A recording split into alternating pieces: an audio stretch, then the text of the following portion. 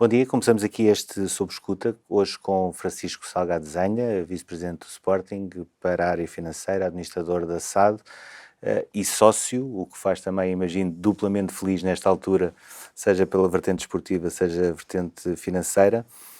O Sporting acaba de ganhar ao Dortmund, provavelmente a melhor receita de bilheteira da época, 12,3 milhões de euros a mais, portanto, da vitória e do apuramento para os oitavos.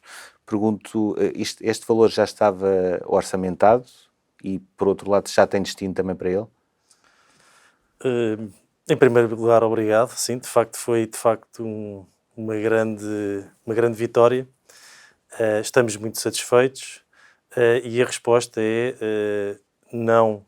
Tínhamos naturalmente orçamentado a passagem, naturalmente não que não confiássemos, mas também é importante dizer uma coisa: normalmente a área financeira é um bocadinho mais conservadora do que a área desportiva, assim tem que ser, não deixa naturalmente de confiar, e sempre tivemos essa confiança que poderíamos passar, que acabou por se confirmar e sendo naturalmente excelente para aquilo que são os nossos objetivos desportivos, mas também financeiros. Portanto, naqueles últimos minutos, antes, se calhar, até do Dortmund marcar aquele 3-1, não lhe passou pela cabeça para onde é que já estava a ir este dinheiro? Nós aplicamos sempre o dinheiro muito bem, tendo sempre, mas aquilo que posso dizer é que nós não desviamos, não é por termos uma receita extraordinária que vamos desviar daquilo que é a nossa estratégia base. E, portanto, passa por aplicar naquilo que são as nossas necessidades, em primeiro lugar, porque são sempre importantes para financiar a nossa atividade corrente, mas também, não negamos, obviamente, para investimento, que é isso que temos vindo a fazer nos últimos anos e queremos manter. Não lhe vou dizer já, até porque isso naturalmente ainda passa aqui por uma avaliação do Conselho de Administração, mas naturalmente que é um valor que é bem-vindo e que será muito bem aplicado. E não vai destinar nada à conta reserva para a compra da SMOC? Não é obrigado a destinar parte para as contas reserva? Não, aquilo que nós temos na situação com os bancos, e é isso que para nós é importante, há uma situação, e aliás está referido no prospecto até do obrigacionista, de negociação com os bancos, em que os bancos têm a possibilidade ou de vender a posição deles ou de renegociar. Já lá vamos mais em concreto à SMOC, mas eu pergunto-lhe se parte do encaixe de dinheiro da Champions não tem que ir obrigatoriamente para a conta reserva. Não. Desta passagem não tem obrigatoriamente que ir para a conta reserva.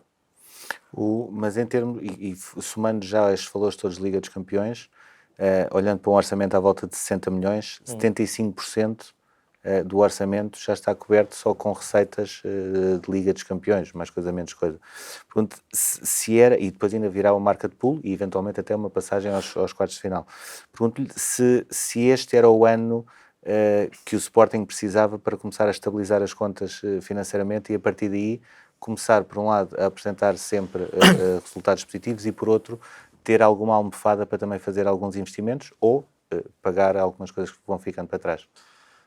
Na verdade, o ano para isso até era 2021. Nós, da 19-20, tivemos um ano excelente, do ponto de vista de resultados. Aliás, até um bocadinho contracorrente, porque muitos clubes europeus sofreram já com o princípio do Covid. O Sporting também sofreu e ainda assim teve lucro no exercício 19-20. O que não foi possível, de facto, foi no ano 2020-21, com a pandemia, termos já dado continuidade a esse caminho. E, portanto, na verdade, o que aconteceu houve de facto um adiamento dessa sequência positiva que começou em 19-20.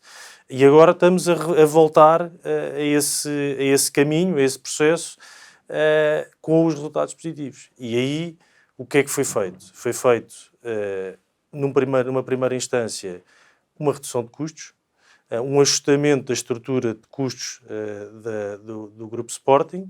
Que é a volta de 60 milhões, o orçamento para este ano.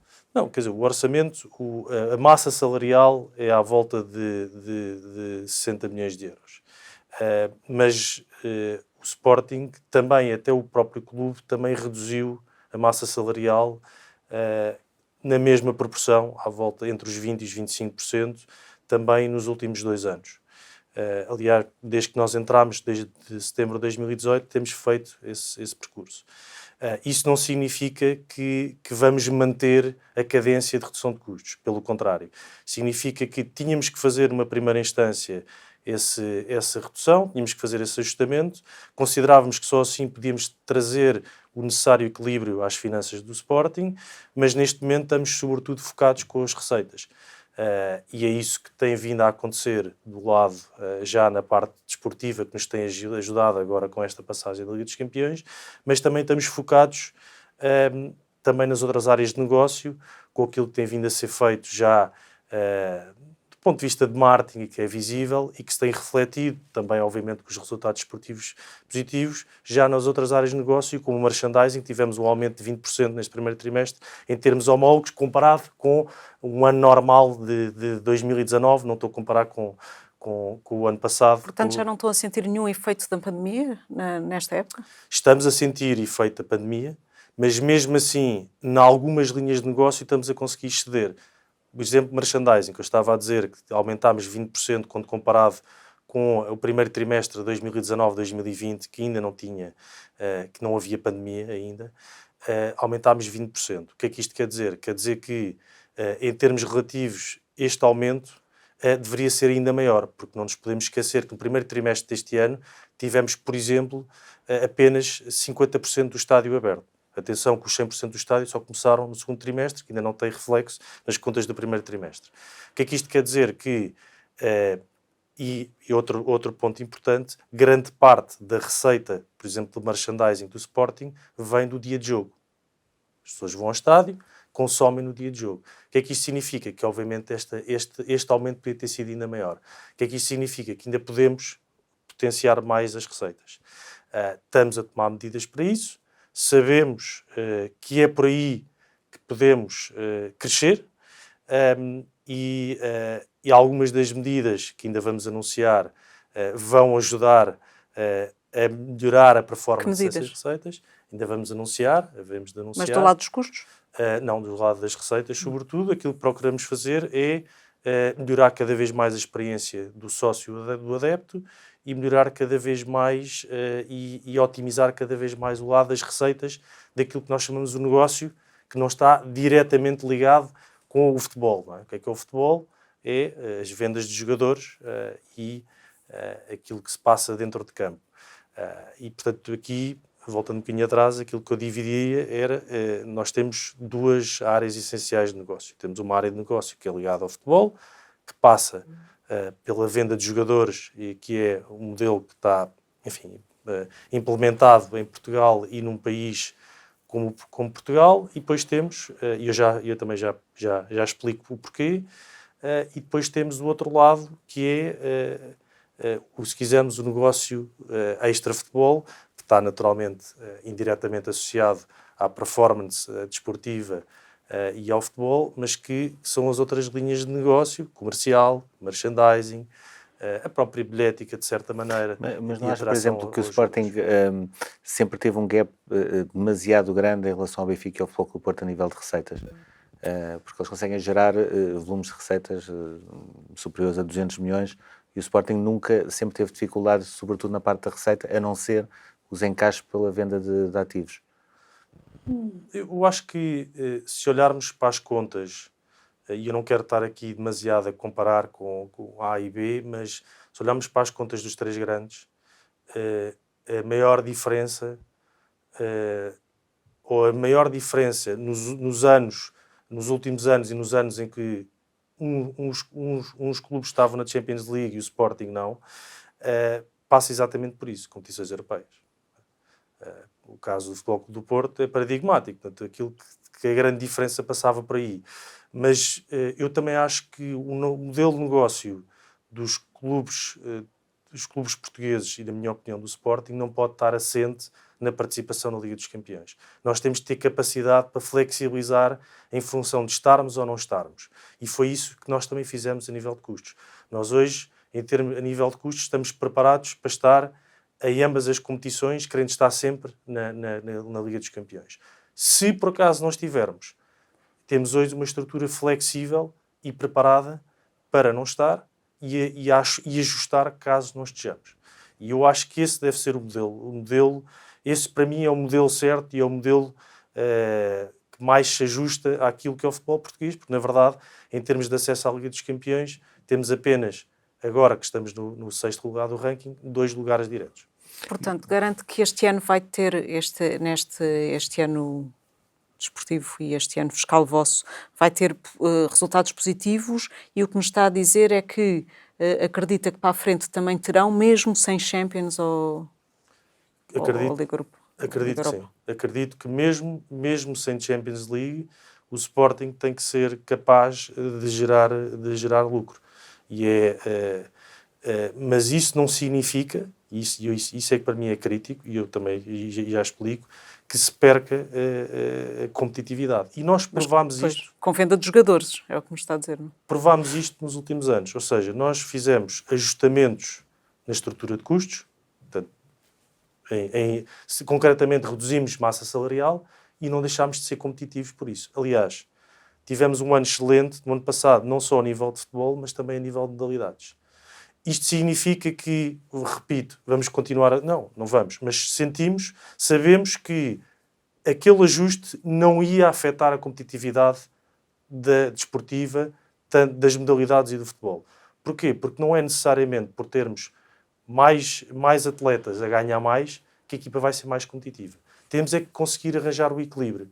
E o equilíbrio que é crítico para a nossa equipa, mas também para a competitividade no mercado, nas competições portuguesas e também a nível internacional. E acho que este ano, de novo, agora neste caso a nível europeu, está-se a provar que conseguimos ser competitivos com o orçamento que temos. E conseguiu também recuperar a questão da formação e aproveitar a formação também na equipa principal.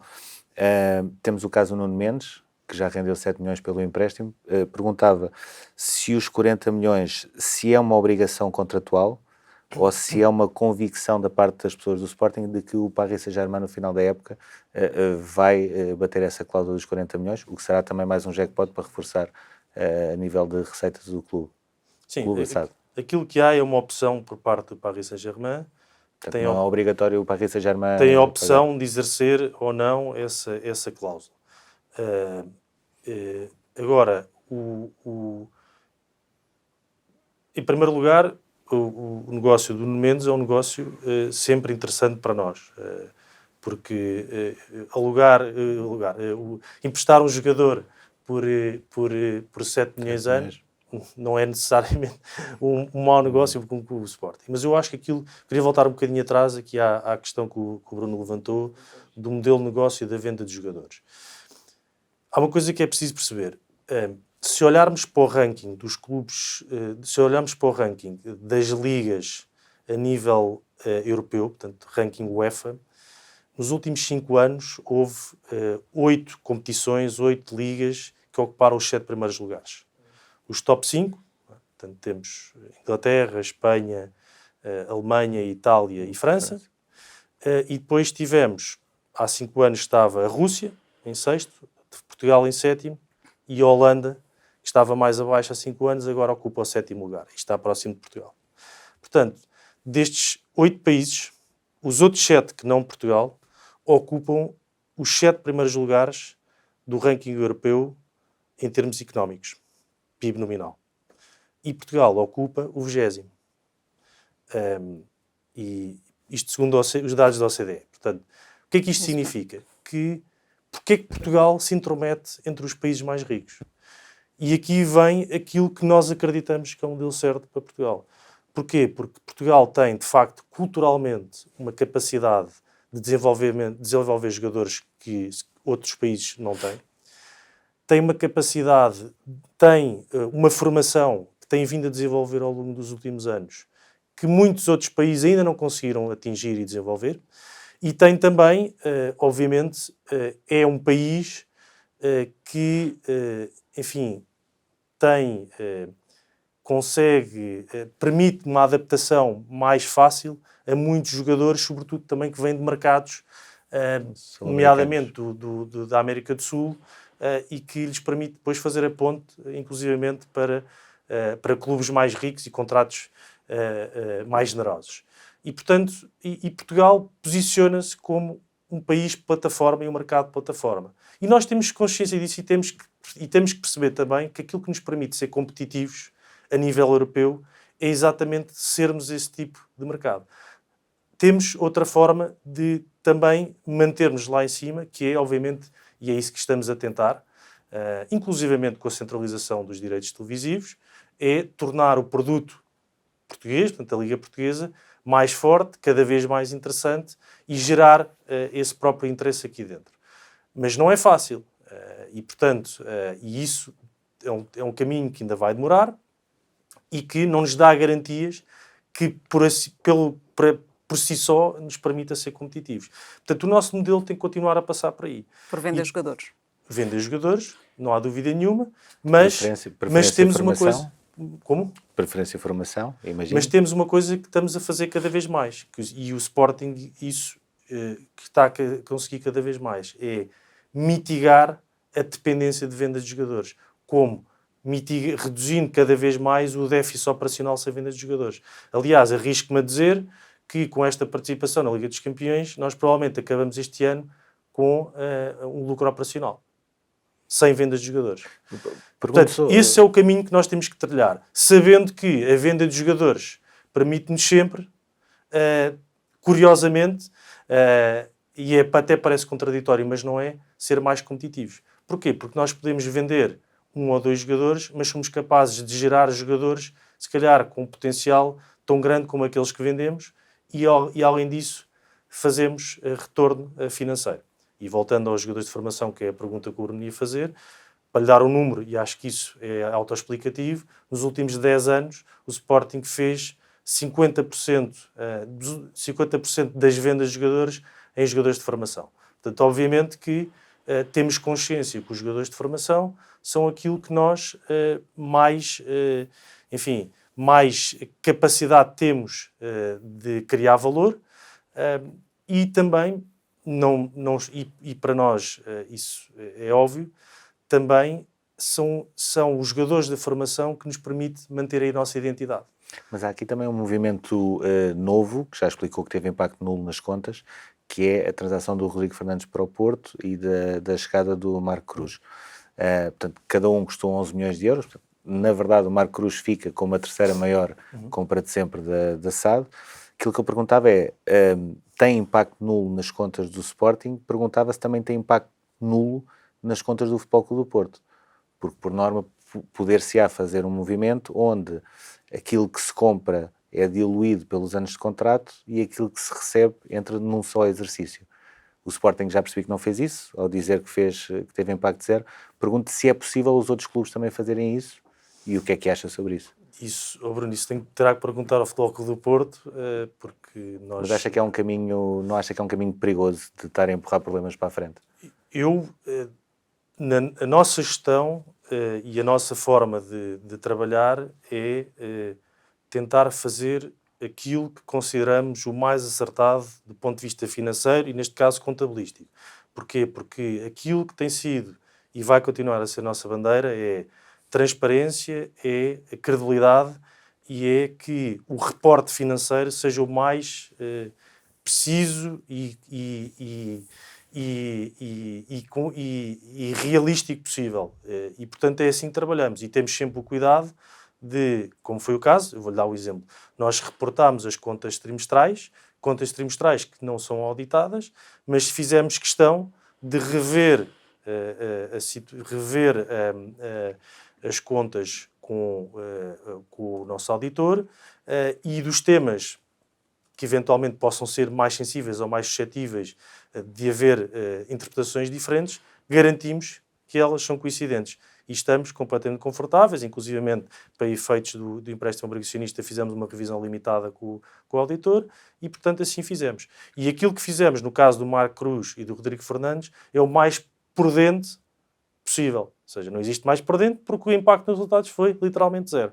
E agora o Bruno pergunta, então, mas porquê que fala só da parte do Sporting? Eu não sei da parte, até porque julgo que não apresentaram contas. Não é possível dizer hoje, pelo menos que eu tenha conhecimento, publicamente, não sei qual é que foi o reconhecimento em termos contabilísticos, ou registro em termos contabilísticos da parte do Futebol Clube do Porto. Da parte do Sporting foi este e estamos confortáveis com o que fizemos. Não sei, se quiser, e posso explicar também porque é que avaliámos em 11 milhões de euros, que acho que também é relevante. Sim, gostava de perguntar se o Giovane tivesse sido vendido no último dia de mercado, se esta operação se fazia na mesma. Uma coisa não tem a ver com a outra. Eu diria que convictamente que se faria na mesma. Esta decisão acabou por ser uma decisão essencialmente desportiva. Ou seja, houve uma decisão técnica desportiva que, de facto... Mas o negócio foi apresentado ou foi o Sporting que foi à procura do negócio? Não, a mim foi-me apresentado pela estrutura de futebol e, portanto, como é habitual em termos de procedimentos internos, acabámos por validar essa operação, que fazia sentido com o suporte na informação que tínhamos e no parecer que tínhamos da estrutura de futebol. E, portanto, confiámos, como confiamos, e que acreditamos hoje ainda, portanto, ainda hoje acreditamos isso, que fizemos, que o ativo que recebemos, o jogador que recebemos, é mais interessante para nós do que aquele que cedemos. Pronto. E isso é que foi crítico nesta decisão. Acabámos por ter um jogador mais novo, que tinha capitão de equipa dos escalões de formação do Futebol Clube do Porto, e que tinha um perfil que não me compete a mim, compete a coisa, mas que nós validámos com a informação que retivemos, que de facto se enquadrava melhor naquilo que nós procurávamos do que o jogador que saiu, que acho que já estava à vista, já não estava a conseguir adaptar àquilo que procurava o treinador, provavelmente, e portanto a decisão acabou por ser essa. E isso fez com que tomássemos essa decisão e fez com que, independentemente de não reconhecermos, não levarmos a resultados, tivéssemos que fazer uma avaliação ao jogador. E eu digo sempre isto, e acho que também isto é perceptível. Quer dizer, obviamente nós não damos um jogador como o Rodrigo Fernandes, não é? Eu não dou um jogador como o Rodrigo Fernandes e, portanto, eu tenho que o avaliar. Pronto. E aqui entra, obviamente, a necessidade de fazer uma avaliação no ativo. E com isso trabalhamos em comparáveis, trabalhamos naquilo que já fizemos internamente, em históricos, em opções que já trabalhámos a ter o mesmo jogador no passado e que tivemos no passado, inclusivamente em avaliações que já tínhamos feito anteriormente deste jogador. Aliás, nós não somos minimamente influenciados por avaliações veiculadas na comunicação social, mas até houve um órgão de comunicação social que há um ano avaliou o jogador, curiosamente dizia que havia um interessado nestes valores. E, portanto, aquilo que nós temos que garantir é que quando fazemos uma avaliação que temos substância para avaliar. E tentamos avaliar naquilo que consideramos razoável e que, obviamente, nos faz sentido avaliar. Sendo que, neste caso, esta avaliação, como disse, não tem impacto nenhum do ponto de vista de resultados, portanto, até nesse caso é inócua. Mas temos que o fazer e tentamos fazê-la da melhor maneira possível. E em relação ao Ruben Amorim, depois dos atrasos que existiram no pagamento, está tudo sanado? E por quanto é que afinal ficou o Ruben Amorim ao Sporting? O Ruben Amorim está tudo sanado. Eu não vou entrar em detalhes de valores, até porque isso é informação que tem que ficar entre o Sporting e o Braga. Aquilo que posso dizer. Mas não tem que ser público esse valor? Dado que é um valor... Não, o que é público é o que está nas contas. E, portanto, aquilo que eu não quero é estar a remexer num tema, porque eu já ouvi disparates completos Até por isso pode dizer vem qual informação. Acho que isso é uma informação que é, apesar de tudo, entre o Sporting e o Sporting de Braga, e acho que deve ficar dessa maneira. Foi uma operação feita, mas posso resumir, foi uma operação feita por 10 milhões de euros, como é conhecido, e depois houve uma negociação com o Sporting de Braga que implicou um pagamento de juros na altura muito razoável, que acabou por ser interessante também para nós, senão não tínhamos feito, porque pagámos juros muito na linha daquilo, ou até inferiores àquilo que pagamos, que teríamos pago no mercado financeiro, e portanto aquilo foi uma operação que nos permitiu, num momento muitíssimo difícil, e eu insisto nisso porque acho que fez muito ruído à volta disso, mas o Conselho de Administração, e eu falo para mim, estou muito confortável com a decisão que tomámos. Houve a decisão naquele momento de suspender o pagamento porque entramos num choque económico e numa pandemia em que estávamos completamente no escuro. E quando a situação é essa, e eu relembro hoje, se calhar já nos lembramos, mas na altura, e nós vivemos esse momento, eu lembro-me bem, o Sporting ficou sem receitas nenhumas. Até os direitos de televisão foram suspensos naquela altura. As operadoras deixaram de pagar. Portanto, foi zero. O Sporting e os outros todos também. O Sporting e os outros todos. Portanto, aquilo que O Braga aconteceu também. e foi comum no mercado europeu foi que começou a haver suspensão de pagamentos. Uma parte de nós também tivemos clubes que nos deixaram de pagar e porque ficou tudo agarrado às almofadas de liquidez que tinha até perceber o que é que ia acontecer. E, portanto, houve uma alteração de circunstâncias brutal e foi a decisão na altura, mas rapidamente, assim que houve visibilidade, houve logo, e houve sempre, até nessa altura, conversas, regulares com o Sporting Braga, não houve propriamente uma ausência de comunicação, pelo contrário, e foi sempre no sentido de sanar esse tema, e acabou por se sanar e resolver, e está hoje totalmente pago. Portanto, como se veio a confirmar. Só para acabar esta última parte, umas respostas curtas. Esta semana a imprensa italiana dava conta de que a Sampdoria terá ganho o processo apresentado na FIFA pela questão do Bruno Fernandes. Perguntava se o Sporting já foi notificado de alguma coisa, nomeadamente aqueles 5,5 milhões de euros que já é falado em 4 prestações. O Sporting foi notificado de alguma coisa? Isso é uma coisa que já vem de trás.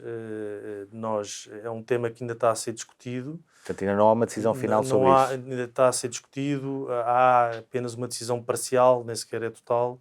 É um tema que está a ser discutido. De qualquer maneira, e isso até aproveito para dizer já aqui, independentemente do resultado que venha a sair daí, isso está totalmente provisionado. Portanto, isso tem impacto zero nas contas. Zero. Independentemente do resultado. Em relação ao contrato também, falámos há bocado dos patrocinadores, mas eu gostava de ir aqui um bocadinho ao contrato com o Betano. O Sporting quanto é que recebeu adicionalmente deste contrato de patrocínio? Isso é informação confidencial, eu não vou partilhar, mas posso dizer que o contrato com o Betano vem por via da nós, que no fundo houve uma substituição de um patrocínio por outro. Sim, mas não é um valor material que tenham que revelar?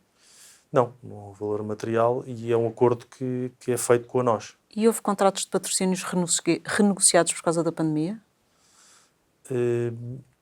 Não, em geral houve obviamente situações, sobretudo ligadas a camarotes e, portanto, serviços que o Sporting tinha que prestar e que, naturalmente, por causa da pandemia, não foi possível prestar e, portanto, teve que renegociar esses contratos e situações muito específicas como essas, e que acabou por correr bastante bem.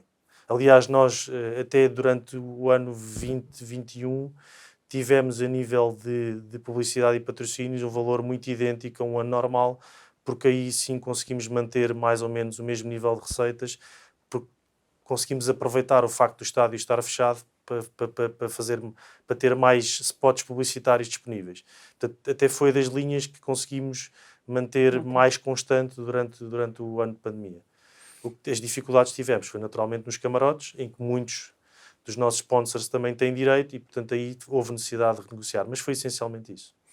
O Sporting teve um ligeiro acréscimo a nível de dívidas fornecedores. Pergunto se é estruturalmente um mau pagador ou conjunturalmente um mau pagador? Eu não considero o Sporting um mau pagador. Acho que o Sporting passou por um momento difícil em 2018, que é de conhecimento público, e desde aí tem feito um esforço muito significativo e hoje apresenta-se numa situação saudável, ou seja, tem cumprido com todos os pagamentos com os clubes, tem renegociado pagamentos e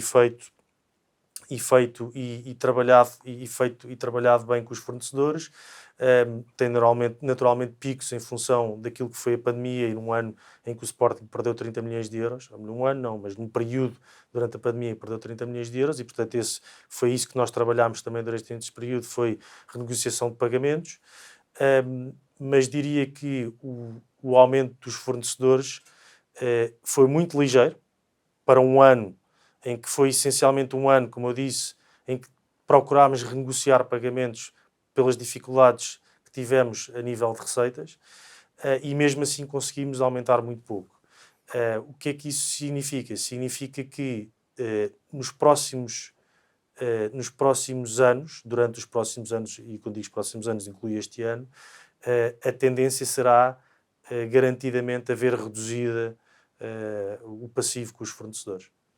Dado que agora estamos a normalizar também no lado das receitas. Temos também aqui um novo tema que está a marcar a semana, que é a operação fora de jogo. O Sporting está fora de este âmbito, que já apanhou quase metade dos clubes da Primeira Liga. Perguntava se é uma questão que está a preocupar ao Sporting no sentido de Liga, ou seja, campeonato, e aqui o impacto que poderá ter. E pergunto também se acha normal isto estar a acontecer nesta altura e, sobretudo, estar a mexer-se tanto nos circuitos de dinheiro, até mais do que, se calhar, do dinheiro que o futebol vem movimentando. Em primeiro lugar, acho que é importante salientar que o Sporting está fora desse jogo. Garantidamente, pode assegurar que está fora? Do nosso lado, estou completamente confortável para dizer que estamos fora desse jogo e, portanto, aliás, uma das coisas que nós temos incentivado, e eu não estou aqui a acusar ninguém, pelo contrário, eu acho que o que é importante para mim é que não haja impunidade no futebol. Ou seja, o pior que há é haver uma sensação de que o setor do futebol é um setor diferente, à parte, e que reputacionalmente diferente para pior de outros setores. Isso não pode ser. Portanto, aquilo que nós temos que garantir é que somos um setor que as pessoas olham para o setor do futebol como um outro setor qualquer. Um setor importante para a economia portuguesa, um setor importante para a cultura portuguesa também, para todos os efeitos. O desporto é fundamental para a sociedade portuguesa e, portanto, não queremos que o futebol seja visto pelo lado negativo, mas pelo lado positivo. Se for necessário haver este tipo de intervenções e garantir que com isto haja uma limpeza, e uma limpeza até pode significar que nada aconteça a ninguém ou a nenhum clube e que volte tudo. O que temos que garantir é que colaboramos, obviamente, todos com a justiça e que o futebol colabora com a justiça e que o futebol está aberto a receber a justiça e a fazer o melhor para limpar a imagem do futebol. Isso já foi feito noutras jurisdições, noutros países, noutras organizações como a FIFA e a UEFA, como é sabido, e, portanto, Portugal não é diferente, está a fazer o seu caminho. Aquilo que nós queremos é que daqui para a frente seja cada vez melhor. E aquilo que pedimos é que a justiça seja célere. Porque também tem impacto, por exemplo, na capacidade de atrair novos investimentos. Sente isso quando fala com os parceiros, que o facto de haver mais justiça dentro do futebol depois também acaba por poder minar, digamos assim, a confiança que existe em possíveis sponsors para o futebol? Não, por acaso, aquilo que eu sinto é que é o seguinte. Obviamente que estas notícias não são positivas no imediato, mas quem tem visão e quem tem uma preocupação em estar no futebol no médio e longo prazo, vê que estas situações acabam por ser positivas. Porquê? Porque acabam justamente por fazer isso. Acabam por garantir que não há impunidade no setor, e neste caso no mercado português, e que depois deste tipo de operações que há maior transparência e há maior credibilidade no próprio futebol português. Portanto, é isso que tem que se procurar. Por isso é que eu digo, o que eu acho que é verdadeiramente importante aqui é que a justiça seja célere, que faça as intervenções que tem que fazer, mas que seja célere, que é para depois darmos o passo seguinte e entrarmos já num período de estabilidade do setor, que isso é fundamental para nós e é fundamental até, como disse, na credibilidade dos nossos parceiros, nomeadamente internacionais, relativamente ao nosso mercado. Desde 2018, apenas e só as autoridades foram uma vez fazer buscas de Alvalade, que foi relacionado com o caso da Oldimo. Pergunto se o Sporting chegou a ser ouvido de alguma forma nessa investigação e se constituiu assistente nesse processo. Não, o Sporting não foi ouvido e que eu saiba, que eu tenha conhecimento, não houve mais evolução desde aí. De qualquer maneira, o Sporting não é arguido, nem tem nada a ver com esse processo. O que aconteceu, daquilo que sabemos, é tudo o que se passa à volta do Grupo Espírito Santo, que teve envolvimento com uma série de empresas em todos os setores de atividade e, portanto, o Sporting também colaborou com a Justiça na informação que foi pedida pelas autoridades e nada mais do que isso. E, portanto, estamos confortáveis que colaborámos em tudo e que prestámos toda a informação e até agora não tivemos mais nenhuma... Mas é um acionista interventivo ou não? Quem? A Oldimo. Desculpa. Não é um acionista interventivo. O Sporting Clube Portugal tem a maioria do capital da SAD e, portanto, acaba por tomar todas as decisões. Aliás, como é sabido, a Comissão Executiva é composta totalmente por membros do Conselho Diretivo do clube e, portanto, eu diria que a resposta direta é não. Vamos então ao tema que há bocado já aflorámos um bocadinho, que é as VMOC, os veículos mobiliários obrigatoriamente convertíveis. Gostava de lhe perguntar como é que estão as negociações em concreto com os bancos em relação às VMOC. Não, as negociações continuam a decorrer, portanto não há ainda nenhuma conclusão. Aquilo que para nós é fundamental é que assim, o Grupo Sporting tem a possibilidade de recomprar os VMOCs até dezembro de 2026. E, portanto, isso para nós é muito importante e é o foco deste Conselho Diretivo, é garantir que isso acontece dentro deste prazo. Mas e a conta reserva não está a ser depositada nos valores que era suposto? Como é que vão resolver o caso a partir de 31 de dezembro de 2021? Sim, a conta reserva não foi depositada durante o período de Covid. Portanto, E por isso tiveram, digamos, uma moratória até 31 de dezembro de 21. Sim, Mas sim. Estão a negociar uma nova moratória com os Não, bancos? Estão a negociar a compra das Neste momento VMOC? eu não posso entrar em detalhes daquilo que está a ser negociado, até porque ainda não está minimamente concluído. E, portanto, obviamente, com uma moratória acabada de 31 de dezembro, tem que se tomar uma decisão em conjunto com os bancos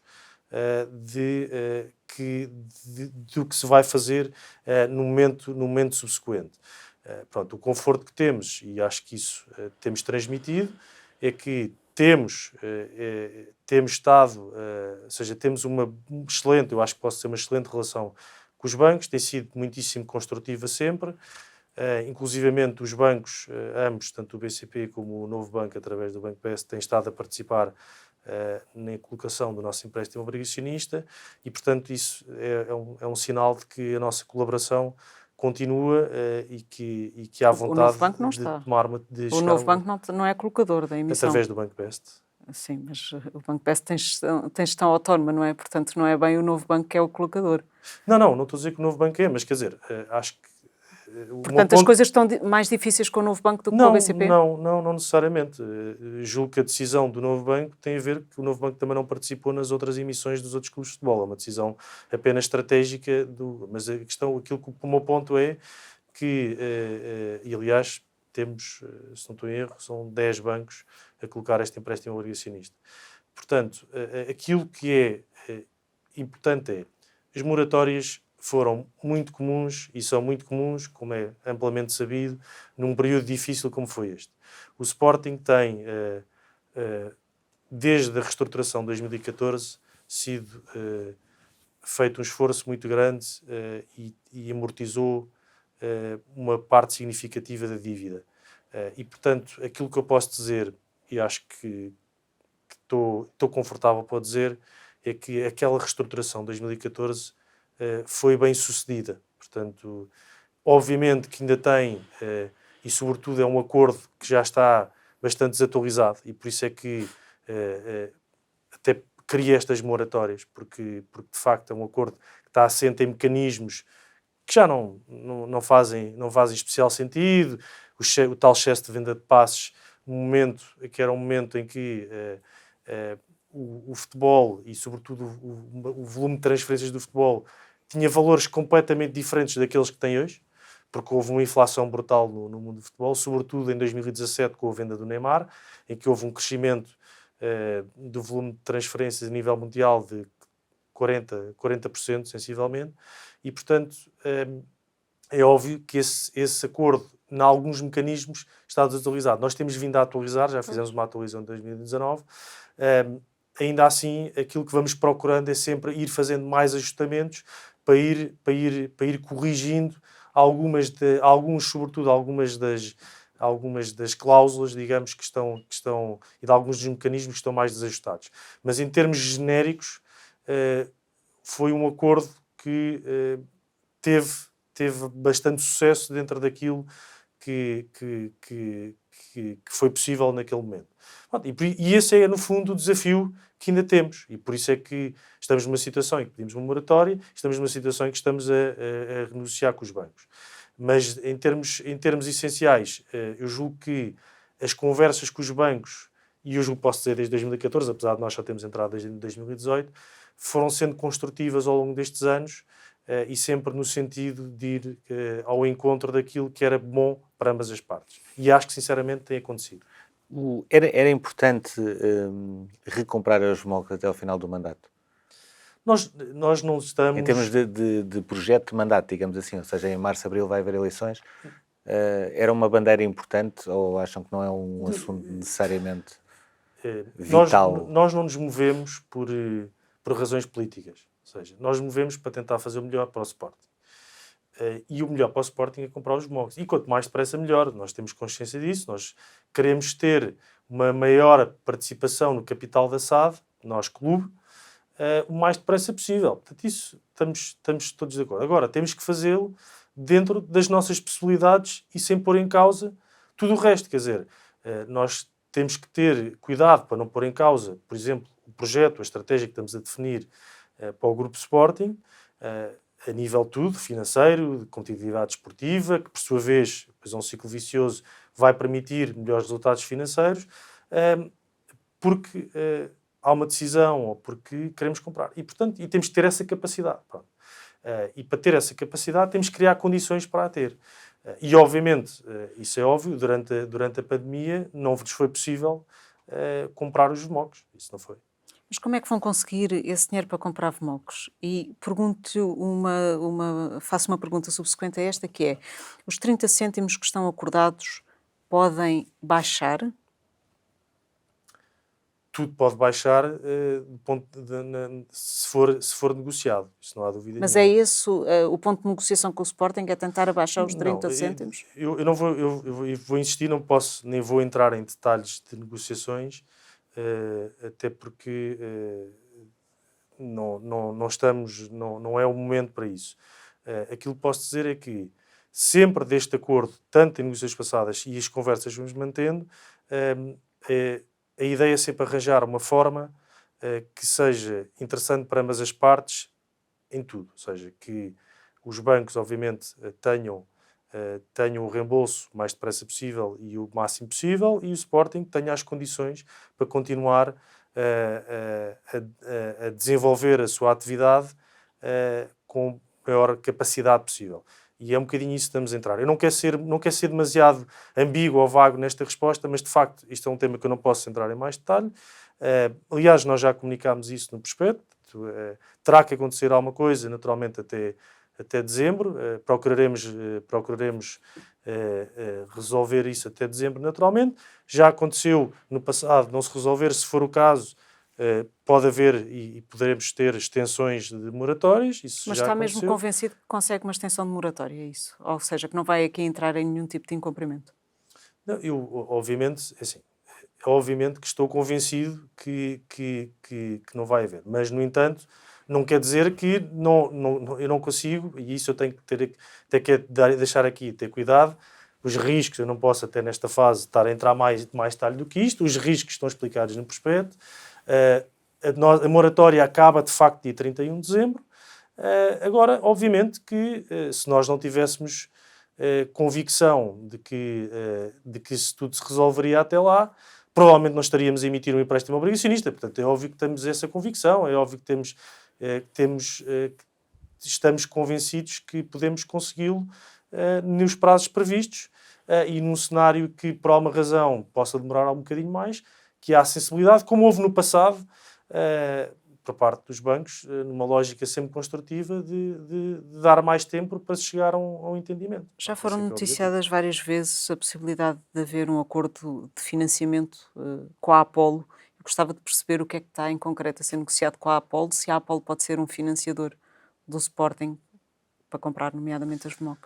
Como sabe, nós temos uma titularização feita em 2019 e temos, quer dizer, a nossa ideia, e é isso, e esse é que é o grande objetivo, até com os bancos, e é isso que falamos regularmente com os bancos, os parceiros que nós trabalhamos, sobretudo os parceiros financeiros, interessa-nos que sejam parceiros dinâmicos, não é parceiros fechados, independentemente da razão, e portanto os bancos já manifestaram até publicamente que querem sair do setor do futebol, nomeadamente o BCP já o disse publicamente, e portanto, obviamente, não é difícil, não funciona, não é aquilo que nós procuramos do ponto de vista de qualquer empresa, não falo só do Sporting, ter um credor que está fechado à possibilidade de continuar a trabalhar com a empresa, neste caso com o Sporting.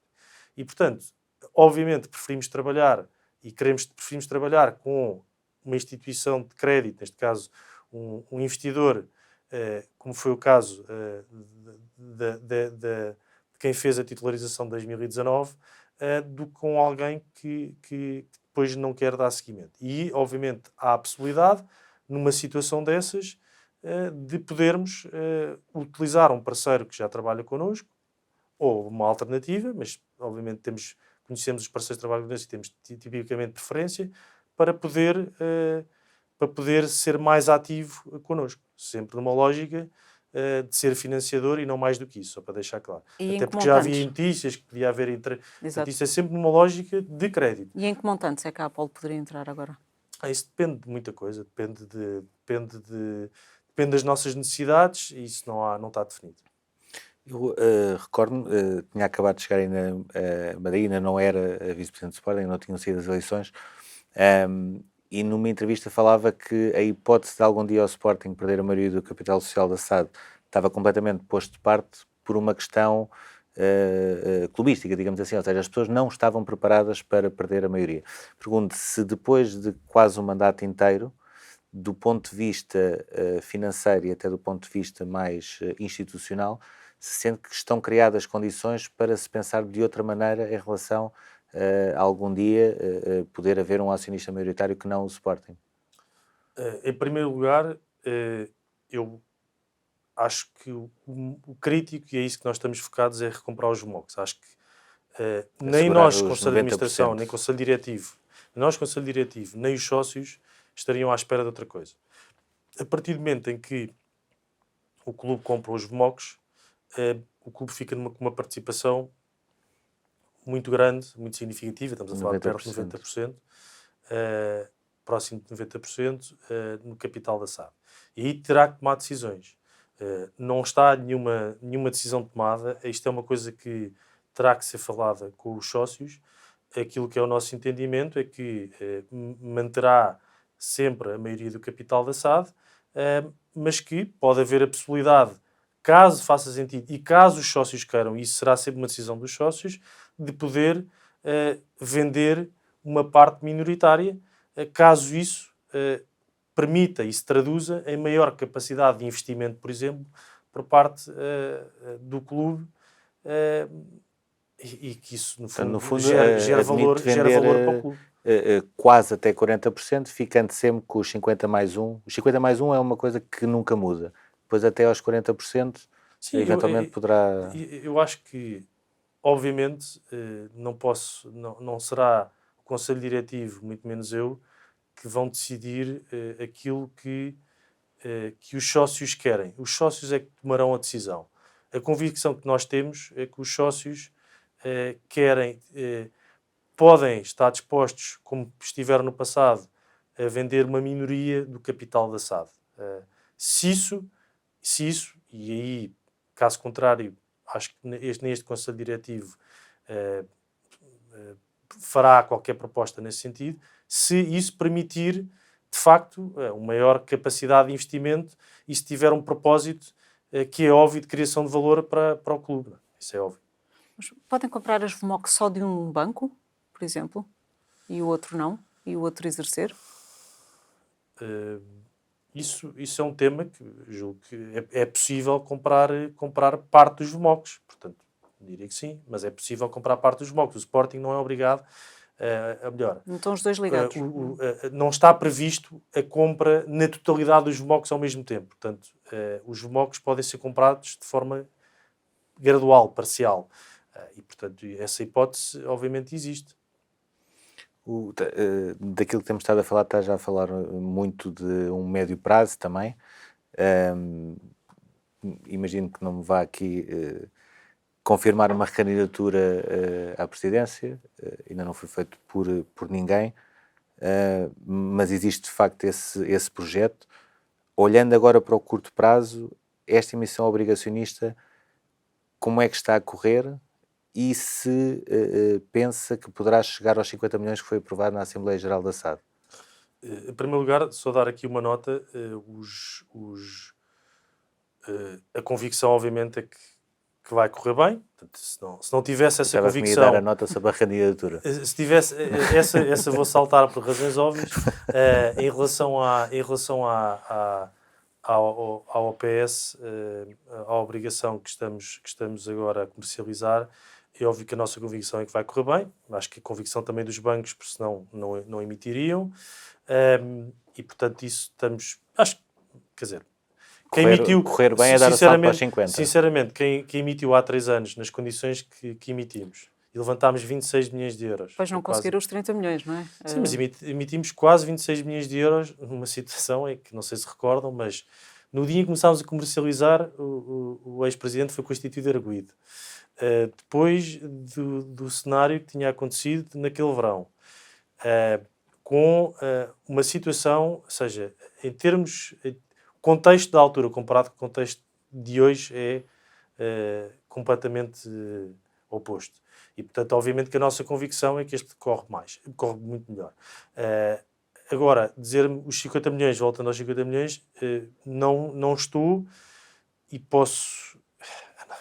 Não me vou atravessar porque é cedo, porque ainda não temos que tomar essa decisão, mas diria que os 50 milhões foi apenas um pedido, uma deliberação numa Assembleia Geral que dá flexibilidade ao Conselho de Administração de emitir até esse valor num ou mais empréstimos obrigacionistas durante um exercício inteiro.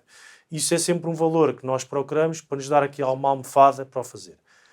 A probabilidade de o fazermos é muito baixa, não porque não achamos que vai correr bem, porque achamos que vai correr bem e que provavelmente e que possivelmente até podemos vir a conseguir esse valor, mas simplesmente porque à partida não necessitamos de fazer esse valor. Eu diria mais do que não necessitar, também não queremos fazer esse valor, porque nós queremos manter-nos no mercado obrigacionista, mas não queremos estar excessivamente dependentes do mercado obrigacionista. E, portanto, queremos ter apenas uma emissão viva, não pretendemos fazer mais do que uma, e a emissão viva que temos, queremos ter montantes razoáveis, não queremos fazer emissões demasiado grandes. E se o contexto era diferente, a taxa de juros não podia ter baixado um bocadinho? Não escondo que foi uma possibilidade de baixar a taxa de juros, até quando olhando para os comparáveis, e tivemos outros clubes taxados a emitirem até com taxas mais baixas. Não o fizemos porque tivemos a preocupação, aliás, houve várias medidas que tomámos, tivemos a preocupação de dar confiança ao mercado.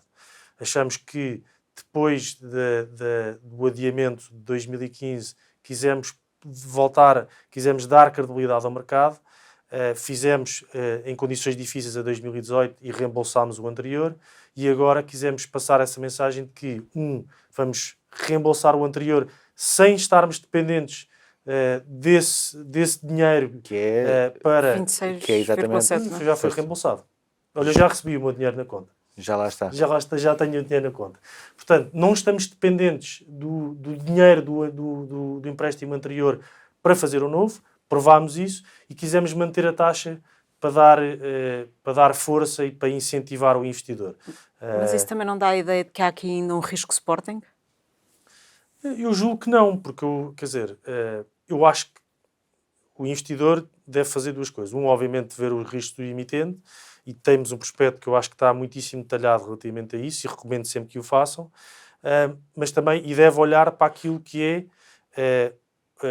é a situação financeira da Sporting SAD, e já agora fazer uma comparação com aquilo que são os nossos concorrentes. E, de facto, o Sporting hoje está numa situação, eu acho que estou confortável para dizer isto, em relação a alguns dos concorrentes, muitíssimo, muitíssimo boa. Portanto, eu acho que a taxa de juro, olhando para aquilo que está a ser praticado no mercado, é um prémio muito interessante. E a resposta é, eu se calhar mais depressa acho que a taxa devia estar mais baixa do que mais alta, isso tenho poucas dúvidas. Mas acho que quisemos dar a taxa que nos dá conforto de que as pessoas e que o investidor terá mais interesse e gera mais interesse. Porque aquilo que nós queremos muito é que este empréstimo obrigacionista não seja um sucesso, seja um sucesso enorme.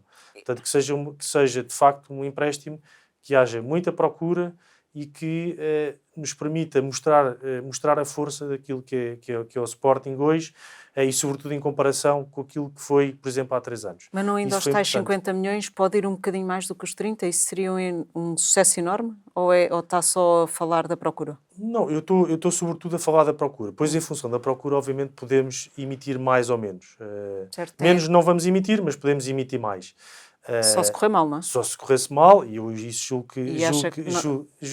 estou confiante que vai correr bem. Portanto, a minha convicção é que haverá mais procura, muito mais procura do que há 3 anos. Por razões que já disse. Se isso acontecer e acontecendo, teremos que tomar a decisão se aumentamos ou não. Pronto. E em função da procura, iremos aumentar ou não. E será claramente em função disso. Ou seja, não vamos aumentar porque sim. Aquilo que procuramos é aumentar em função da procura. Queremos garantir os 30 e aumentar em função da procura. Queria só passar aqui uma vista de olhos também pelas contas do clube. Não havia o orçamento a época passada, portanto, imagino que deva ter sido gerido por duodécimos. Pergunto se, em termos de clube, também sente essa solidez que começa a sentir na SAD em termos de contas, ou seja, se poderá continuar a aposta nas nulidades que tem vindo a ser feita. Sim, aquilo que nós fizemos no clube nos últimos 3 anos foi também, e muito na linha daquilo que fizemos com a SAD, foi corrigir alguns desequilíbrios que existiam. Porque, apesar do clube ter sucessivamente resultados positivos, até porque isso é estatutário, tinha um déficit de cash flow operacional regularmente desde praticamente 2016, 15-16. Sobretudo por causa do investimento muito grande que houve nas modalidades, e nós não queremos ter só equilíbrio contabilístico, queremos também ter equilíbrio de caixa, de cash flow. E foi essa a grande preocupação nestes últimos anos. Sobretudo, no primeiro ano, infelizmente, não tivemos hipótese nenhuma de intervir, porque grande parte dos gastos do clube vêm dos gastos com pessoal, dos honorários, portanto, dos salários, se quisermos, dos atletas, e tinha havido um investimento brutal ainda durante o ano 2018 para a época 18-19. E, portanto, quando nós chegámos, deparámos com uma estrutura de custos enorme, brutal, no clube. E foi isso que tentámos fazer, realmente. Tentámos ir reduzindo os custos, mas outra vez preocupando em aumentar as receitas. Não tivemos capacidade durante o clube, mas agora estamos a fazê-lo. Estamos a seguir um modelo, e que foi muito seguido também pelo João Rocha, que é o nosso foco está muito também nas inscrições das modalidades, que é uma das linhas de receita que mais potencial tem no clube. Natação e ginástica. Nós sabemos que as cotas batemos recorde no ano passado em termos de cash flow, como aliás dissemos no último relatório de contas, cerca de 9 milhões de euros. Estamos hoje com um recorde de sócios pagantes, acima dos 86 mil sócios pagantes. Portanto, do ponto de vista de cotas, já estamos a bater recordes, não quer dizer que não consigamos crescer mais. Do ponto de vista de patrocínios e publicidade, estamos em valores muito interessantes, mas temos noção que o futebol atrai mais patrocinadores do que as modalidades. Estamos a trabalhar nesse sentido. Há algum potencial que ainda estamos a desenvolver, mas depois há, sobretudo, as inscrições das modalidades. Para um clube da dimensão do Sporting, tem que ambicionar crescer mais do que ter receitas nessa linha superior ao 1,5 milhão que tem num ano sem Covid. E é muito aí que estamos a focar. Temos agora... Mas depois também tem infraestruturas para isso? Estamos a criar infraestruturas. Fizemos, aliás, agora um investimento importante no multidesportivo. Quem for ao multidesportivo hoje vê condições muito diferentes daquilo que tinha no passado, com a entrada completamente nova, os balneários todos novos. Portanto, estamos a fazer investimento aí, estamos a criar espaços também fora do estádio para poder ter mais oferta e achamos que com esse aumento dessa linha vamos poder digamos, cobrir este gap que tínhamos de cash flow operacional. E eu acho que estamos neste momento a atingir, eu diria que no próximo ano, máximo 2 anos, conseguimos entrar no break-even para lucro operacional, do ponto de vista de caixa também, não só de resultados contabilísticos, se quisermos. Antes da última Assembleia Geral foi comunicado, aliás foi feito um comunicado que explicava que uma das razões pelas quais os sócios deveriam ir votar o orçamento e os relatórios de contas tinha a ver também com problemas que o Sporting ia encontrando junto às entidades por não ver esses relatórios e contas aprovados e foram chumbados 2 vezes.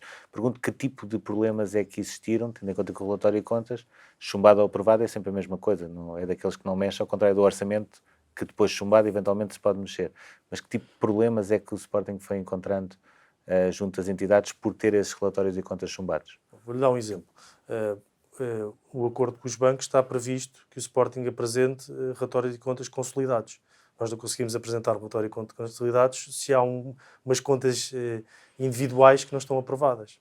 Portanto, este é um exemplo. Ou seja, só aí, logo com isso, não conseguimos cumprir com a obrigação. É sempre o mesmo, ou seja, pode não ser aprovado pelos sócios, mas é sempre o mesmo. As contas é aquilo e não mexe. Se não estão aprovadas, nós não podemos aprovar. Não podemos... Ou seja, é uma parte burocrática, digamos assim. Sim, é formal, quer dizer, não posso... Mas, pelos vistos, conseguiram à mesma os waivers, portanto, as moratórias. Sim, portanto, conseguimos, não houve neste problema caso, nesse sim, caso. mas tudo bem, mas nós procuramos, não estou a dizer que neste caso não tínhamos conseguido o waiver e que obviamente não haja flexibilidade, mas estou a dizer para dar um exemplo. Outro exemplo que eu dou e é isso que eu acho que é importante e nós temos que transmitir isso aos sócios. Nós não podemos olhar para o Sporting como um partido político. O Sporting trabalha num setor cujos concorrentes são maioritariamente privados. Há poucos clubes europeus hoje em dia que têm formatos de associação como tem o Sporting. E, portanto, para nós termos sucesso no formato que queremos e temos que adaptar-nos a este mercado. E adaptar-nos a esse mercado não pode ser estar a votar contra um reporte financeiro auditado porque não gostamos politicamente da direção, ou sim ou não. Portanto, nós temos que perceber que este tipo de decisões, que são decisões dos sócios, dos associados, têm que ser decisões responsáveis. Porque nós somos os donos, nós sócios, e eu também somos os donos do clube, e, portanto, devemos tomar decisões responsáveis relativamente a temas que são de de enorme importância. E obviamente, um parceiro lá fora que pode não ter conhecimento exatamente como funciona do ponto de vista de governance o clube, pode não gostar de ver umas contas chumbadas e não percebe porque aí vai questionar, porque normalmente quando as contas são chumbadas é porque há irregularidades. E portanto, aquilo que nós temos que evitar é criar este ruído que é negativo para o clube. E por isso é que eu digo que, independentemente, e tenho noção do que é ser dirigente de um clube de futebol, e tenho noção até da componente mediática que tem e da componente política, portanto não estou aqui a querer ser negligente ou blasé desse ponto de vista. No caso do Sporting sempre foi portanto, temos muito consciência marcado disso. até. O que eu digo é que há momentos para o ser e momentos para não ser. E no momento de reporte de umas contas, portanto, e estamos a falar de um reporte, portanto, que é uma fotografia daquilo que já se passou, que é auditada, que não tem irregularidades, não é responsável votar contra. E, portanto, isso eu digo com toda a frontalidade, independentemente, e temos que aceitar que a decisão do sócio tem que ser respeitada, e, portanto, há a democracia, há o direito de voto, e há a orientação de voto que cada um tem o seu direito de exercê-lo e nós respeitamos. Agora, eu não posso concordar com um voto contra um reporte auditado pelo Ernst & Young que não tem qualquer irregularidade e mais, e que tem redução de custos com sucesso desportivo. O que é que se pode conseguir mais? Portanto, sinceramente, não posso concordar. Foi isso que eu quis e foi isso que nós quisemos transmitir. Nós não podemos deixar que haja uma minoria ou quem quer que seja, que vote contra uma coisa que não tem razão fundamental de votar contra. Mas essas declarações não são assim uma espécie de chantagem para os sócios? Aprovem, porque senão há consequências sobre isto. Não são chantagens nenhumas, é a realidade. Portanto, nós temos é que dizer a realidade. Nós não podemos esconder a realidade. Nós temos que fazer o nosso trabalho. E nós temos que partilhar as nossas preocupações com os sócios que são quem nos elege e quem é dono e proprietário do clube. E, portanto, as nossas preocupações é, atenção, que isto de facto não é positivo e que não há razão nenhuma, porque não há irregularidade. Eu acho que é só isso que nós temos que transmitir. Por exemplo, o caso do orçamento. O orçamento nós nem porque, apesar de nós acharmos, e eu digo, apesar de estar convencido que o voto do orçamento também é um voto puramente político, tudo bem, o orçamento é uma coisa, é de facto uma fotografia do que aí vem. E isso é mais objetivo, pode estar contra, a favor. Eu acho que aquele orçamento, o orçamento que nós apresentámos, é um orçamento totalmente realista, saudável e na linha daquilo que tinha sido o sucesso do ano anterior e que ainda por cima não tinha uma coisa que muitas vezes é impopular, que é a redução de custos. Pelo contrário, tinha uma estabilização dos custos. Até desse ponto de vista. E, portanto, eu não vejo razão, ainda não encontrei nenhuma justificação, nem sequer na Assembleia Geral, para se ter votado contra o orçamento. Mas aí, tudo bem, de facto uma proposta de futuro e essa proposta pode ser discutida mais para a esquerda, mais para a direita. Agora, o reporte do passado, auditado, que não tem irregularidades. E por isso é que eu digo, eu acho que não fez absolutamente sentido nenhum votar contra aquelas contas. Nem contra o orçamento, do meu ponto de vista, mas as contas, então, não vi justificação nenhuma. E mesmo para acabar, pensa que é uma situação que já vai deixar de existir nas próximas Assembleias Gerais? Eu espero que sim, eu espero sobretudo, e nós vamos continuar a trabalhar nesse sentido, naquilo que podemos, que haja cada vez mais participação, uma participação cada vez mais construtiva, porque de facto, e aí tenho que ser sincero, acho que muitas das Assembleias Gerais do clube e quem lá está, não são Assembleias Gerais, muitas das coisas, a forma como se discute, até muitas vezes a abordagem que há de alguns sócios com o Conselho Diretivo e com os órgãos sociais, são completamente, diria, absurdas. Eu acho que é a palavra. E, portanto, eu acho que temos que ser cada vez mais construtivos, temos que procurar ser cada vez mais construtivos também na comunicação. Nós também temos feito esse esforço e vamos fazer sempre o esforço de ser cada vez mais construtivos, passar sempre mais informação. Temos feito esse esforço, eu diria, do ponto de vista financeiro. Temos feito esse esforço de passar cada vez mais informação. Por exemplo, esta parte da Caixa, das pessoas terem mais visibilidade. E temos que tornar estes momentos cada vez mais construtivos e sermos cada vez mais unidos, e é isso que nós vamos procurar. Sabemos que há ideias diferentes, há momentos diferentes, mas nós queremos trabalhar no sentido de ter cada vez mais união, e vamos fazer por isso. Muito obrigado, Francisco Salgado Zanha. Fica por aqui o Sob Escuta. Um bom dia. Obrigado.